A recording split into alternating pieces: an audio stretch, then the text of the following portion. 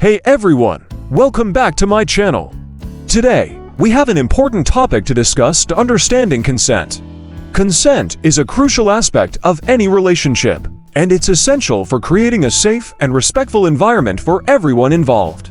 So, let's dive right in and explore what consent really means and how we can practice it in different contexts. First things first, what is consent?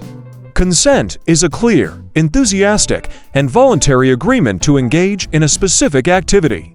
It's all about actively communicating and respecting each person's boundaries, desires, and comfort levels. Now, let's talk about how to ask for consent. It's important to be clear and direct when seeking consent. Use straightforward language to ask if the other person is comfortable proceeding. And remember, seeking affirmative consent is crucial. Ask for a clear yes or an enthusiastic agreement, ensuring there is no ambiguity. Being specific is also important. Clearly state what you're asking for consent for, whether it's a particular activity or level of intimacy. And don't forget, nonverbal cues matter too.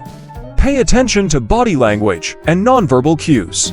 If there's any uncertainty, always ask for verbal confirmation. Now, let's discuss how to recognize consent.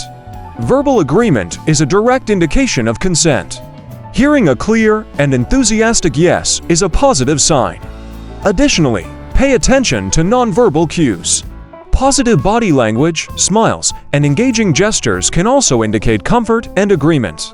And remember, active participation and genuine enthusiasm are strong indicators of consent.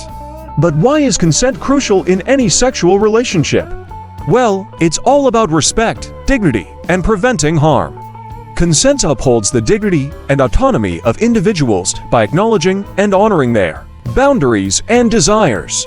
It also ensures that all parties involved are comfortable, reducing the risk of emotional and physical harm. Consent builds trust and communication, enhancing the overall quality of the relationship. And lastly, consent is often a legal requirement and a fundamental ethical principle in sexual relationships. Now, let's talk about some tips on consent in different contexts. When it comes to sexual consent, open communication is key.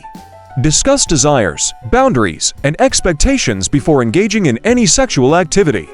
And always respect the other person's comfort levels and boundaries, even if they change during the encounter. Establishing safe words can also be helpful to signal when either party is uncomfortable and wants to stop.